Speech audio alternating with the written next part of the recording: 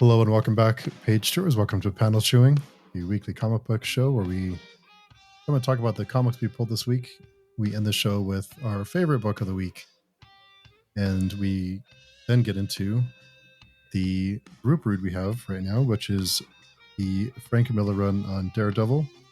This week we're reading issues 173, 174, and we mention this every week, but we picked that series because it is available on Libby and Hoopla, where there is lots of free stuff, and you can read along with us for free. All you need is a library card, and that is also free. We invite you to join us. We read 2 issues per week. And with all that said, Jarrod, how's it going? It's going good, Steve. Going good. We got a banger of a week here. So yeah, tough one. Yeah, it is such a banger of a week that we actually have a runner-up section for pick of the week because it was really close. Really close. Yeah, that's good. I mean, these books deserve this special attention. So yeah, for sure. Yeah, so every week we try to start with the topic or something to yap about. But this week we thought we'd do our favorite book of the month for the month of November. November coming to an end. So Jarrod, what was your favorite book of November? Yeah, I think any listeners would be familiar with the fact that we love assorted crisis events, and so assorted crisis events number 6 was my pick of the month for November, and it is the return of the series. They took a break for a few months, and which well deserved. Yeah, and I was so happy to be back in this crazy world that these guys have developed, and it's going to be hard to beat this book every time it comes up as pick of the week if they maintain the quality that they have. And I think we were both very happy that they maintained the quality in number 6 that they had in the first 5 issues. Maybe you can pick your favorite here and there, but they're all damn fine books. And so this book maintained its high level after a brief hiatus, and not much more you can ask for, really, when it comes to that. No, not really. Much like you, my book is also sort of crisis events number 6. It's just hard to beat. I mean, it works on so many different levels. The artwork, the layouts, the presentation, the story, execution, it's all, I mean, I don't think you can ask for much more. And I hate to gush like this over a book, but it's just so good. I mean, it deserves it. I mean, yeah. So when I hear people, yeah.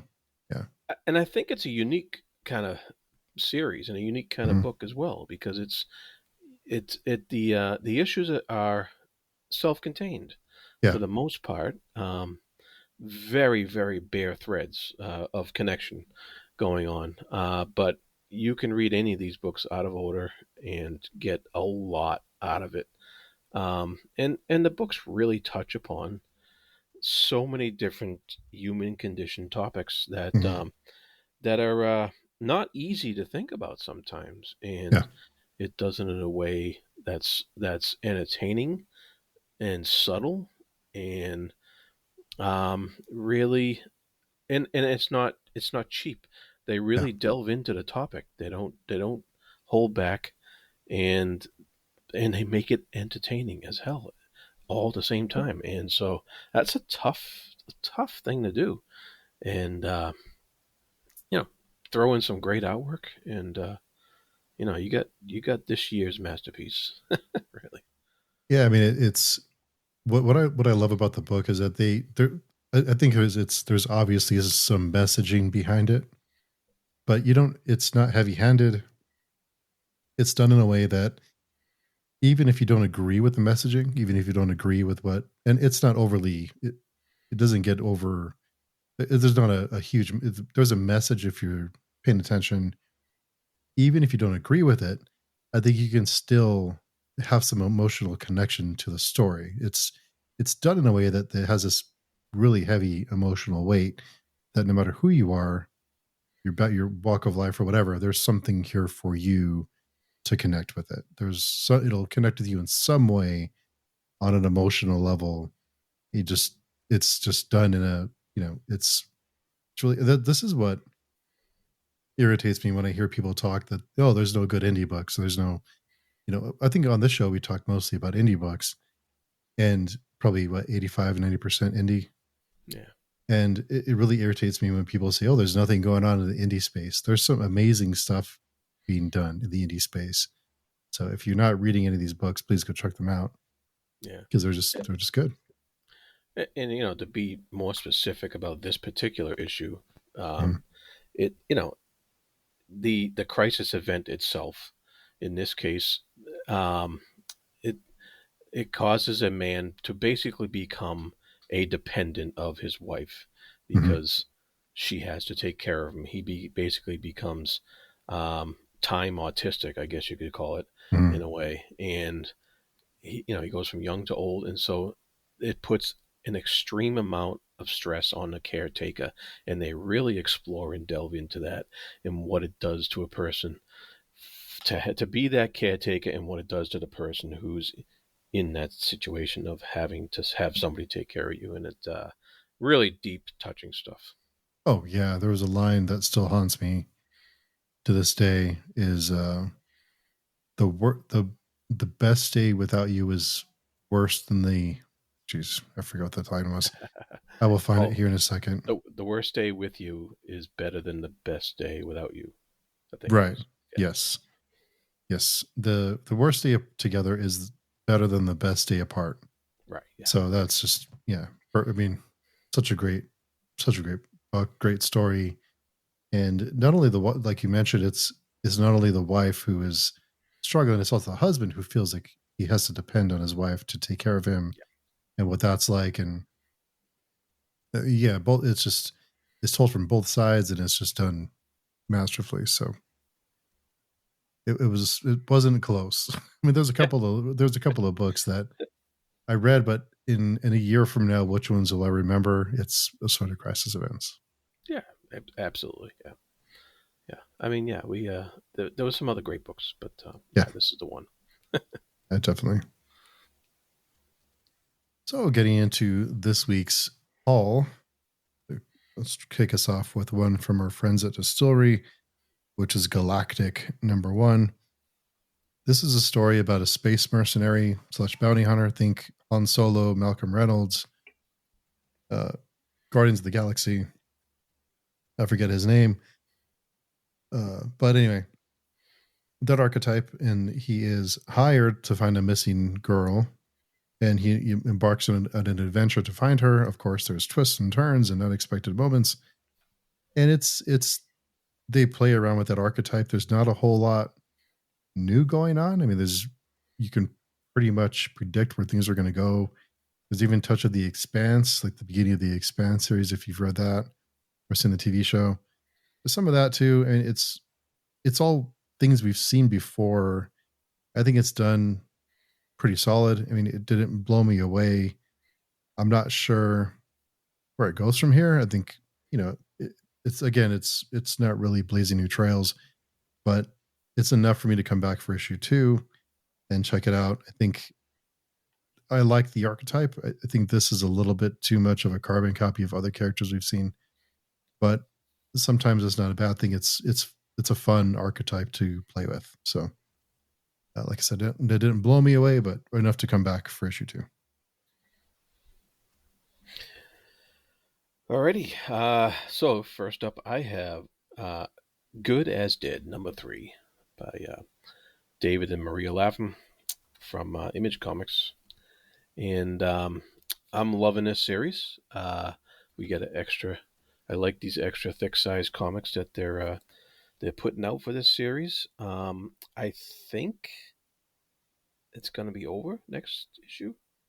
I think Um, there's 2 more, right? Is is it? it two more? I Okay. think it's 2 more. Yeah. All right.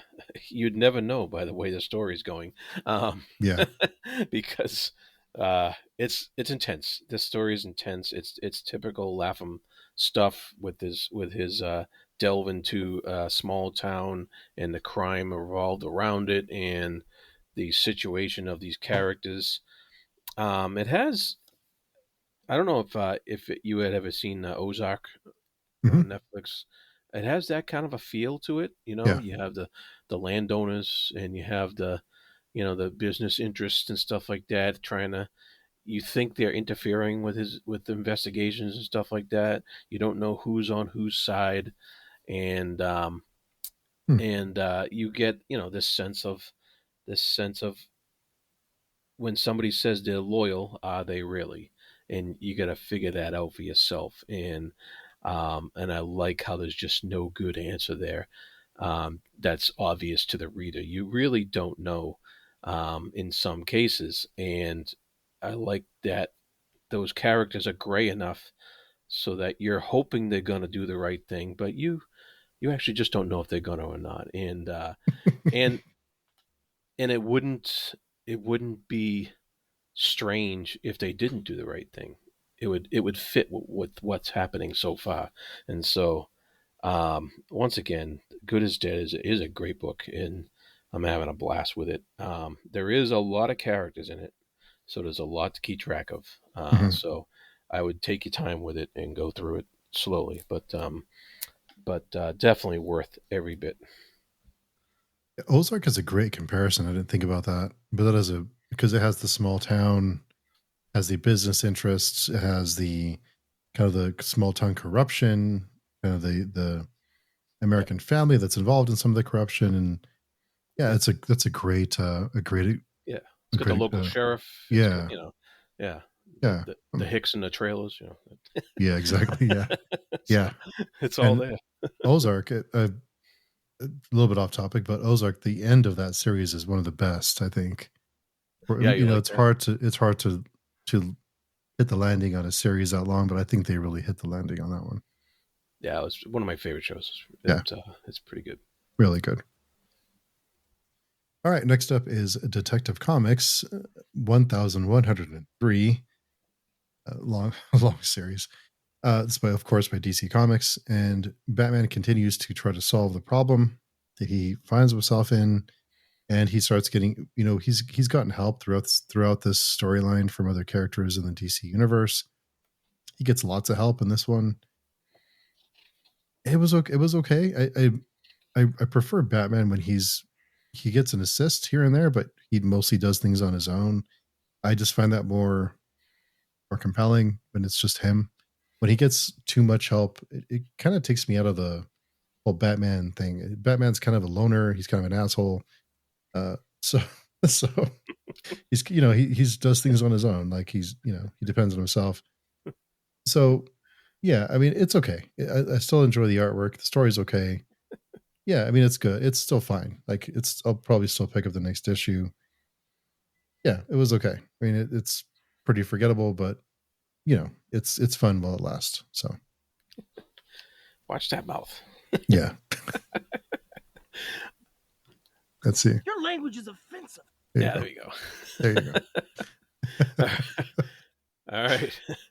Uh, Still next on the up, I trigger have today. What's going on? yeah. Next up, I have Powers 25, number 3 by Michael Bendis and Michael Oeming, and the this was actually a really good issue. We got introduced to a kind of a new character. It's a new character for any readers who have not read the old stuff. Hmm. But it's also not a new character for anybody who has read the old stuff. But he wasn't a major character back then, and now he's kind of being brought into the spotlight in this issue. Hmm. And they give you the background in the story, so you're not really missing anything if you haven't read the old stuff. This is actually a pretty good jumping on point um, for any new readers out there, which is kind of weird to say for an issue for a number 3 issue, but it's just the introduction of this character and kind of his life story, but it's told in little blocks of time, and you get to see how he came to be where he is now, and it was pretty cool. I liked how they did it. I liked how they pulled it off. It was you get little hints of who he idolizes as a power, and and who he wants to be like, and you get a little glimpse into the world and some of the rules they have, some of the laws and stuff they have around powers and what have you, which Hmm. is interesting. I think it's kind of unique in the superhero type situations that that this world that they set up has, and I think it works, and it's also just a cool detective comic, like a crime Hmm. comic, if you like that sort of thing, and they don't shy away from the from focusing on the crime rather than focusing on the powers at times. So Hmm. and I enjoy that. So far, I'm really enjoying this return to the Powers universe. Yeah, nice. So it would be a good jumping on point for someone who hasn't read the earlier Yeah, series. I don't know about earlier series. Yes, the series itself. We're only on issue 3 now, so definitely it's a good jumping on point for anybody. Hmm. This particular issue you could read by itself as well. But I think you would want more stuff after you Yeah. do read it, because it seems Hmm. like it's going to go on. But Huh. Yeah, I might pick that up. I remember seeing Powers way back when, and I never got into it. But it's one of those books you always think, oh, I should probably read that, and you never do. So hmm. might be a good time to jump on, give it a shot. Next one up is Spawn: The Dark Ages #1 by Image Comics. And if you are a longtime listener, you're probably laughing right now because I talk a lot of shit about Spawn. Your language is offensive. But it just really irritates me. The whole Spawn thing. There's too many Spawn books, and a lot of them aren't very good. But I'll tell you why I picked this one up is because of the artwork by Liam McCormack. After seeing his work in was it Savage Sword of Chrono 11? Oh, Liam Sharp. Liam Sharp. Yeah. I wrote down the wrong name. Liam McCormack Sharp. Got it. Yeah. After I saw his artwork, and I think you told me, or I saw somewhere that he was drawing Spawn: The Dark Ages, so I went out and bought it because I love his artwork. It's gorgeous, Yeah. and I have to say, it did not disappoint. There are a couple of problems with it. So the basic setup, in a nutshell, is that there's this Conan type of character. It looks a lot like Conan. It's pretty on the nose. It is Conan. There's a Conan type of character who is leading an army. He's fighting battles on different fronts, and he finds himself in a position where he's losing ground, and he is forced with the decision to go and negotiate, basically make a deal with the devil or not, with this Spawn type of character that everyone's afraid of. He's seen as like a god or like a demon. So he has to decide whether or not to make a deal with this character. The writing, it is written with kind of, I don't know how to explain it. It's written with the prose and the dialogue is written like they would talk back like in this time period. I'm kind of on the fence about that. I'm one to always complain about, what if a series is based like a Conan book, they're not going to use modern slang. It would just irritate the hell out of me. So, but in this book, they really go all out with the language, with the dialogue. It's like reading Shakespeare kind of thing, which, I can do with or without. Like, I appreciate that they went for it. They stuck with it. So kudos for that. But the artwork is gorgeous. The story is okay. I think the story was good. It is enough to come back for the second one just for the artwork alone. I mean, beautiful artwork. And yeah, but the character is basically Conan. Like, it is on the nose. Like, at least change his hairstyle, do something. It's like but it works. It's beautiful to look at. So whatever. Well, he's in a Conan mood. Yeah, I mean, He he knows how to draw Conan. So he is working on more Conan. I saw that on his feed. oh, good. Yeah. Yeah, beautiful art. Beautiful art. I don't know how long it takes him to draw these issues, but there's so much detail. It's wild. Yeah. Next one up for me is Viking Moon #2. This is a story about a group of Vikings that land. They sail to look for a new home. They they land on a new land that is that kind of called this, cursed land, that there's something wrong with it. People have gone there and not returned. And these Vikings are determined to prove that this is all, crap, that they're going to go and make a new home there. And the worries were nonsense. Turns out it's not nonsense. They'd run into the native people who aren't too happy to see them. Based on the title, you can probably guess what happens next. This one, there is a little bit of a surprise and a twist at the end that I did not see coming. So I appreciate that. So yeah, this series isn't, amazing, but it's good. It's enjoyable. So Viking Moon #2 by Image Comics. Cool. Next up, I have yet another contender, I would say, for book of the week. Any other week, it might have won. Lazarus Fallen, #6, by Greg Rucka and Michael Lark. This is kind of the end of a six issue arc. At this point, they're taking a few months off to gather themselves to continue the book next spring.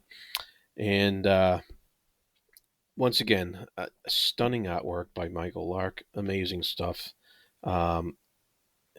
It's amazing how he can have so many characters who are supposed to look the same, but yet you can still tell the difference of which one is which. That takes some really genuine good artistry, because some of these characters, they're clones of each other, so they literally are supposed to look very, very similar. But you can still tell who is who in all the artwork, and it's really, really well done. So this is the culmination of 6 issues of storytelling here, and it leaves us with how do I say this without giving anything away? But it leaves us with a revelation. I guess I could say that much. From like a revelation from the whole series, really, that we really have been waiting on since like issue #1. 20 years ago, however long it's been going on, and it was perfectly done, perfectly executed, and just great. I kind of wish this came out on a different week, but so I could give it its fair shake in the pick of the week. But just solid.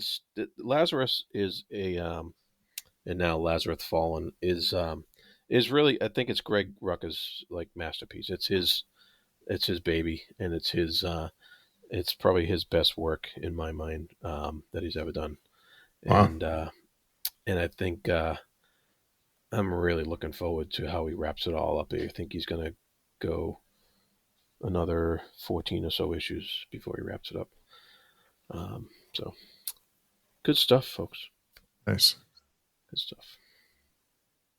I think I read the first trade of Lazarus, or maybe the first 2 trades, then it fell off, but I need to catch back up. Next one for me is Terabytes #2 by Mad Cave Studios. Okay, so a couple of things. When I talked about issue 1, I thought this was an anthology series because of the setup, and there's a ton of anthology series out there. And then I thought I kind of sort of got the ending of it, like it kind of made sense, but turns out it's an ongoing. So the story continues. In this story, there's a main storyline that's in the future that we have introduction in the first issue. It continues in the second issue. The other story that is in modern day is about AI, data brokers, data that's collected on us, the way that it can influence us, the way that we do really dumb things because of influenced by AI, the companionship that we seek. And it's a little bit on the nose, but I think it was fine. It was a little heavy-handed, but it was okay. Overall, I thought the book was fine. I'm not sure where the main storyline is going. I'm a little bit confused with it, but I'm hoping it'll all come together. So I'll be back for issue 3. Next one for me before we get to our runners up is Terminator Metal 2. This is by Dynamite Studios. So this is about a group of, this is after Judgment Day, and a group of resistance fighters are in a captured, and they are put in a work camp for the Terminators, for Skynet, and they plot their escape. There's a twist. There's a lot of twists this week in a lot of the books I read. Lots of twists, lots of surprise at the end. So at the end, there's a twist that you'll probably see coming like a mile away. But it was still, the end was still crushing. it was still like, wow, that's pretty messed up. So yeah, overall, I really like this series. It's not my favorite Terminator book, but I like what they're doing. I like what they did with the first series, and Metal hasn't been as good, I don't think, as original series, but it's still good. So if you're a Terminator fan, you'll probably get a kick out of this. So overall, there was a few things that don't make sense during the book, but at the end, it all wraps up and makes sense. So yeah, overall, a fun read.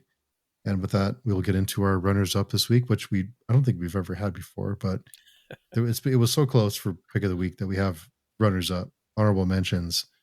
So Yeah. Yeah, let's see.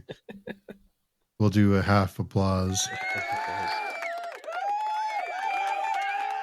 But only half. All right. Yeah. Excellent.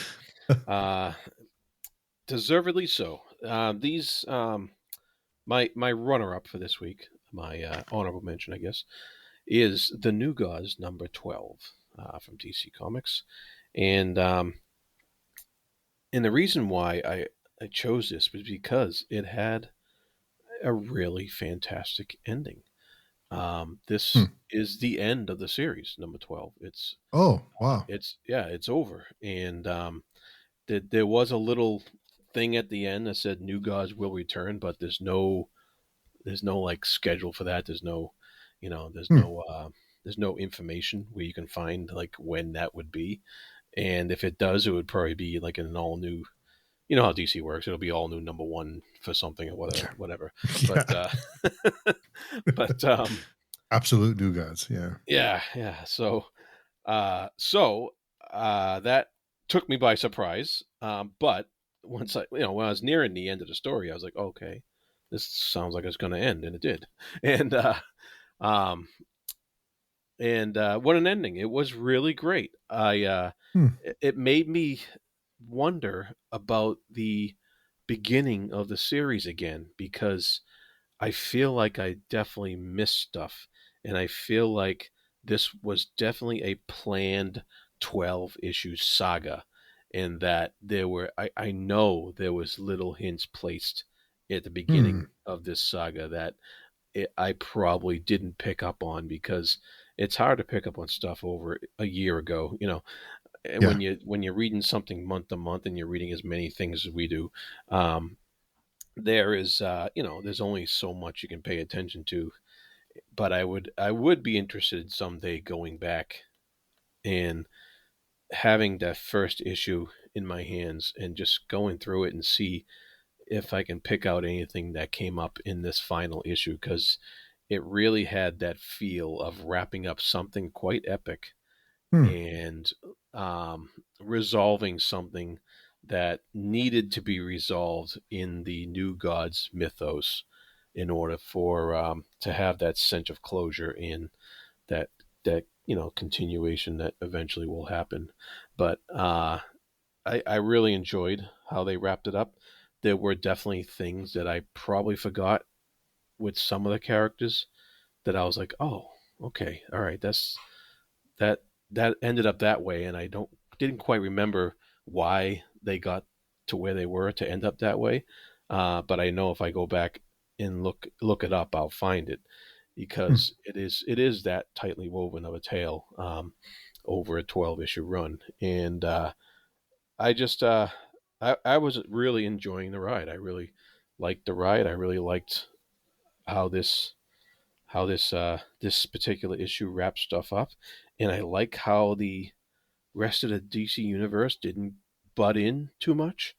There was Wonder Woman's in here, but she's not the focus, and it's just and she is a god, so it kind of makes sense. But but Oh yeah. she wasn't the focus, and she's just a side character, and just a side part of it, and the focus was the new gods, and was a changing of the guard, and it was just well done. I really enjoyed the heck out of this issue, and Hmm. looking back, it makes me appreciate the whole series even more. Wow. Yeah, I've been buying them, and I just keep I wanted to read them all in one, so it's time to go back and read them. But You I might you might be did, better off that way, actually. yeah. I'm not happy it ended, but I'm kind of relieved because now I can feel like I could read it because it felt like reading a fantasy book, and it felt like reading. It felt very Yeah, dense. But there's a lot going on, and I just felt like month to month I started to forget things, and I felt like I'm losing the thread. I'm losing yeah, clues, so it's time to go back. yeah. You're right. It was an epic fantasy. It really Mm. was. Yeah.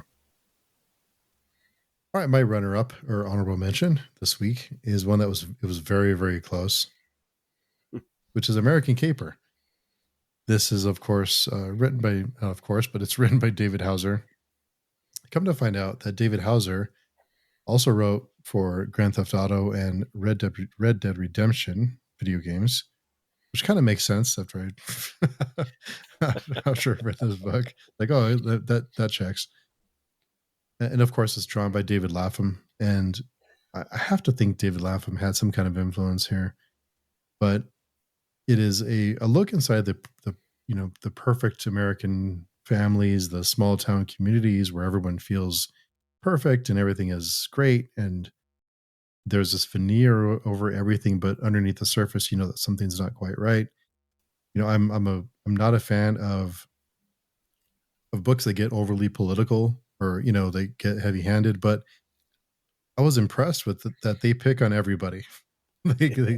They make a run at every side. They make fun of everybody because it is all ridiculous, and it's just it's funny. It's funny. It's honest. It kind of draws the curtain back, and what you think would is the perfect life that someone has turns out it's really not. And the end surprised me a little bit. Again, this week is a common theme, but yeah, there's corporate greed, there's small town politics, uh, there's politics in general, there's family life. There, just it touches on everything, and it's dark, it's funny, and it's just very Lampum esque. It's just a great book. If you are a fan of Lapham, if you're a fan of this type of story, I think you'll really enjoy this one. So, really good stuff. Yeah. Yeah. So, with all that said, it is time for the pick of the week, the 113th pick of the week. Nice. Yeah. And this week, the planets aligned Yeah. again, Amazingly. amazingly. It's just so good. Another book, it's so good. Another book with a twist at the end. Yeah. Yeah. You were going to announce it. It is, of course, so anyone who's listened to the show can probably guess. It is The Sacrificers, number 17. Been a fan of the series since it started at number 1. Yeah. And it's just another book that the quality just does not dip at all. No, it's actually it just keeps going up. Yeah. Uh, Yeah. um, man, yeah, just flipping through the colors in this book are astounding. Like they pop. Dave McCaig is a colorist, and man, Mhm. he really is. He's really doing something right here.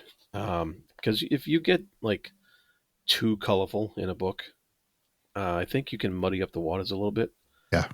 But man, I don't know if he's using digital separation or whatever he's doing.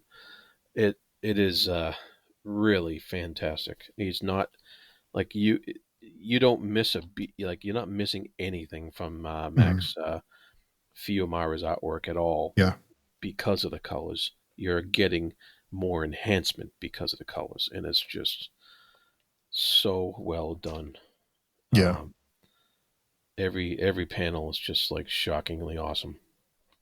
Yeah. It's not like you said, it's not bright and vibrant. It's just enough to, certain things are accentuated in the colors, but it's very, it fits the whole series. And, I was very impressed with, because this is a new story arc, and this is a pretty big change from where we've been. And it's kind of, I was impressed with that. They're really going for it. And Oh yeah. through most of the book, I thought, I don't know if I like this. And then about the middle towards the end, it's like, wow, okay. All right. I see you, see you, Rick Remender. Okay. Gotcha. Yeah, if you read the offerings in the back, um, which is a great title for the letters page, Yeah. but Is, yeah. um, he he said he was worried about starting off a new storyline with the with the what do you call it, the like the big events are at the beginning rather than the end of the storyline, and he was concerned about that, um, but it looks like he's pulling it off. So Yeah. I was really conflicted at first. Like I said, and I was wondering, I guess this book is going to fall. I guess, I don't know. I don't really like this, but yeah, it's a pretty bold decisions to make, yeah, this yeah, one. that's what I liked about it because like um, when yeah when this issue particular first starts off, you kind of like okay, and then and it even reflects like the name of this storyline is "It Will Always Be the Same." And when you start this issue, it looks like things are gonna just be the same, and then all of a sudden he just hits us over the head with something amazing, Yeah. and it's like it feels like we should have seen it coming. You know what I Yeah. mean? Yeah. But even though if you did see it coming, if you do see it coming, it still makes it wonderful. It still Yeah. makes it awesome. And I just, yeah, I just like it. I like it so much, and I like how there's still plenty of action, but there's so much storytelling without word balloons in Hmm. this issue as well. There's a lot going on in that drawings and the stuff like that, Yeah. and there's a lot going on with Remender's direction of where of how he presents the panels and in how he wants the art presented and the way Fiumara draws it and makes it just fit so perfectly. And great job, unbelievable job. Yeah. Fiumara and David Cage have always, throughout the series, even the backup artists, I forget their name, but they did a great job too with really carrying the story. And when there were no there was no dialogue, there was no text. They really did some heavy lifting throughout the whole series. And yeah, I mean, to wipe out such a large part of the story thus far and go into uncharted territory, a lot. I mean, that's, yeah. I mean, and I have faith Remender will pull it off. That's the thing. Yeah, yeah. It definitely has a where do you go from here kind Hmm. of sensibility. And it's only part two of six, so Yeah, we yeah. got a ways to go. That's what's wild about it, and I'm not sure where this is going, but excited to see. I mean, I'm excited to see what they do with it, and yeah, Remender is one of the few creators I can just sit back and enjoy to not worry about it too much, because Good stuff. yeah, really good stuff. So, with all that said, it is time for our group read of the Frank Miller run in Daredevil. This is free to read along with us with Libby or Hoopla. Your language is offensive. Whoops, wrong one. This fucking kid. No, wrong one. Jeez, I'm off my game today. I'm broke as shit. There we go. There's Joe Exotic. Okay. I am still on the buttons today. I'm off my game. Apologies to all the listeners for the wrong buttons. Anyway, one more time. I'm broke as shit. So you can read along with us for free with Libby or Hoopla. Just have a library card, and that's what we're doing, and it is pretty good. So this week we are reading 173, 174, and yeah. So Jarrod, what are your thoughts? I think Miller is continuing his exploration of new territory in the vigilante mythos, I guess, of Daredevil. But I think, even though this is a Daredevil story, I think he would have explored this territory no matter what character he took on. Yeah. If it was in the vigilante type of vein. But so in 173, the main thing that really popped out for me was Becky's harrowing account of assault to Daredevil. And he got into all the reasons why she wouldn't report it and why she wouldn't, and how she felt about that. And this is like in the early 80s, this when this book came out. And so this was kind of new territory back then. Yeah. And I think this Miller was bringing that to the fore, and just giving it some voice. You know, it's not like a super deep delve or anything like that, but it's mentioned, and I think it was brought forth with a little bit of emotion. And I think for a superhero book of the time, I think Miller did a pretty decent job of it. So Becky's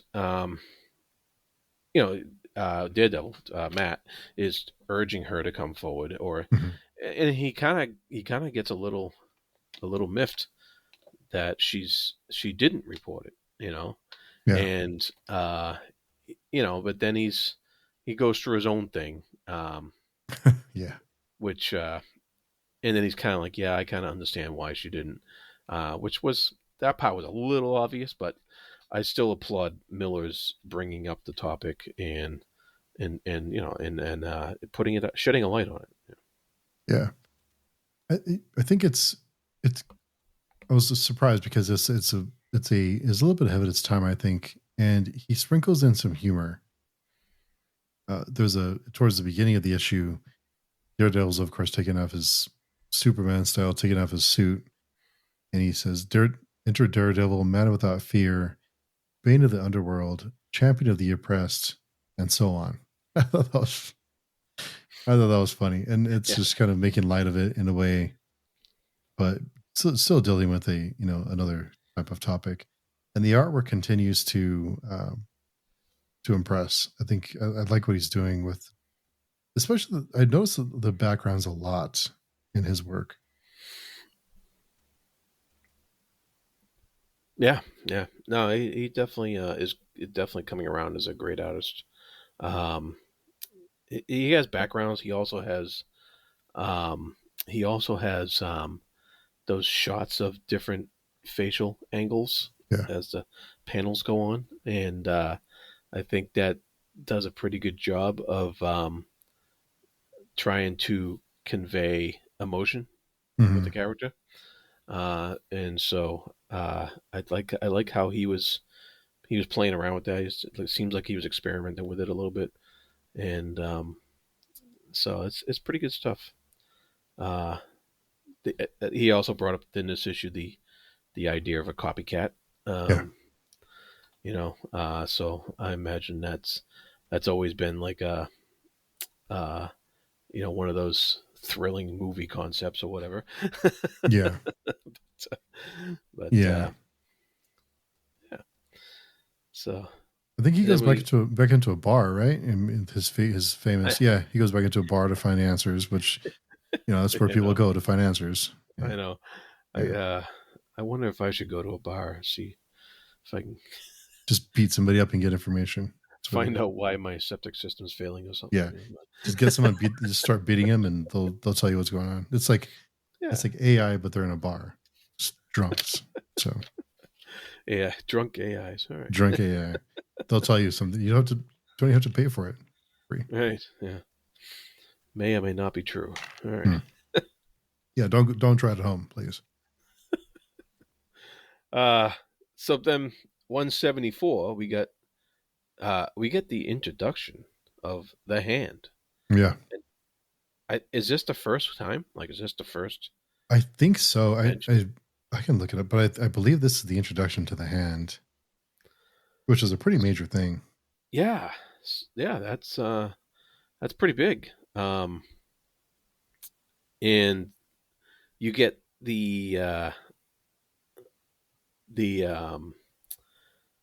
you get shown that the Kingpin is the one who contacted the hand and kind of set the hand up against other people, Daredevil included, because he's playing games. He's looking to reset up his empire again, and so we get that thrown in there, and we get the introduction of the hand. I was kind of amused that at the bar, Matt Murdock had a little difficulty with these bruisers beating him up. And then these ninjas come into his apartment and he takes them all down, and they're all like, "How did they do this?" Yeah. So I was just kind of like, okay. Yeah, it is after lots of research, found out that, yes, it is the first appearance of the hand, Daredevil 174 in 1981. Nice. Yes. Really early 80s, yeah. Okay. Yeah, so I found that kind of amusing that Daredevil would have, because early, like the last issue, he's trapped under the guy and they're beating him up and he couldn't get out. Yeah. He had to get really mad to get out of it, and now he's being attacked by these super ninjas, and he's like taking them down, no problem. And no problem at all. Has a little help from Elektra, but yeah, that's true. But yeah, he has no issue though. Yeah, and then at the end of the issue, we get introduced to this unknown pink ninja. Yeah. We also have a return of forget his name, Gladiator. Yes. Yeah. He's like an ongoing character in these, and he's helping out Elektra, I guess. Somehow. Yeah. But I have no idea who the pink ninja is. Maybe I should know, but I don't know either. I know he's he's more of a badass than the other ones. I don't know why he's wearing pink, but it's not a very good intimidating good outfit. Yeah, not a very intimidating outfit. Yeah. Maybe he's taking people by surprise. How do you hide in the shadows with the pink outfit? I don't know. Yeah. But anyways. Yeah. Maybe he's just that good, but he doesn't need any added benefits. Yeah, but and I forget. Somehow Matt lost his radar. How did that happen again? Oh, I forget. He found, what is it? What happened to him? He can still hear what people. Oh, it's when he got beat up and in the hospital. Yeah, that's right.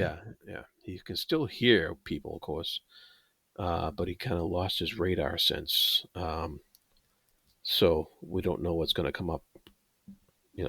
What kind of complications are going to arise because of that. Mm-hmm. Yeah, you're not sure where that's going, but of course we have the foggy stuff, right? Yes, that's right. Yeah. I thought it was going to be something a little more sinister. Yeah. Then he just feels like a failure. But Yeah. you know, I guess that's Foggy. It's different. Yeah. Foggy's different. He seems, yeah. He's kind of useless, isn't he? He's like, I don't know. He seems like he's. That's what he was feeling. That's why he was so down. Well, maybe he needs to do something different with his life. He just seems kind of like, what's the point? But he's Matt's friend. He has a friendship. They're loyal to him, so they have that connection. But yeah, it's just you wonder why. Yeah, you wonder. Yeah. Yeah. I don't know. But overall, I mean, I was hoping for more of a storyline that's connected. Or it seems like we jump around a lot. There's threads going, but we jump around a little bit, and so we'll see where it goes. Yeah. Now I was reading the forward by Claus Jansen, the inker, and he was talking about how both him and Miller really felt a little lost when they first started on the Daredevil, and because they had all these rules for sticking to the Marvel way and stuff like that. And he said this because this is the beginning of Volume 2 of the collections, the Masterwork piece collection or whatever they are, and he said this is where we felt we really started hitting our stride, was with this volume coming up here. Where we felt like we didn't have to follow the rules anymore and we could do what we wanted. So. That's fair. I mean, I think we talked about it. At the beginning, it seemed a little muddied. It seemed a little directionless, but it's tough to take over an existing story, tie up some loose ends and then start your own thing. So, but I feel like the last, I don't know, 5 or 6 issues, they've really hit a stride with, found their way. And I think with 171 is when it started going monthly, because it was only bi-monthly before that. Oh, wow. Okay. And they started going monthly with 171 because it started picking up steam. People started noticing. And Marvel wanted some more. Nice. Yeah. I mean, overall, pretty good. Yeah. I'm enjoying it. Yeah. Good read. Of course, next week we'll be discussing 175 and 176. We invite you to come along if you'd like to join the party. Again, it is free to read on Libby or Hoopla, so go check that out. As Jarrod mentioned, we are into Volume 2. If you're going to join along, I don't think there's much. I think you probably could just jump in where we are and not miss a whole lot. Yeah, I think 174 is a pretty decent starting point. Yeah. Without missing too much, yeah. Yeah, there's not a ton you'll miss out on. There's a few things, but if you don't want to read the previous, I think you'll be fine just jumping in. Yeah, I think the introduction of the hand is pretty key. Yeah. Yeah, it's a pretty major event. I was kind of surprised that it was pretty neat seeing, like the adaptation, the Netflix adaptation, and seeing where it originated from was pretty neat. Yeah. Yeah, pretty cool. So that's it for us this week, of course. And we thank you for coming along to hear us yap about our favorite books this week. In the meantime, Jarrod, where can people find you? You can find me at the Fantasy Thinker YouTube channel, and you can find me on Page Chewing and Film Chewing with the Oscar Project. We discussed Oscar winners every other week. Yeah, from all the way from 1960 to current day. We are in 1980. We just discussed 1983. We'll be going to 1984. What's the next movie? Oh, Amadeus. That's right. Yes. We invite you to come along that journey if you'd like to watch movies. Lots of movies. But until next time, we will talk to everyone very soon, and we hope you find your pick of the week. Bye-bye. Almost forgot that time. Yeah.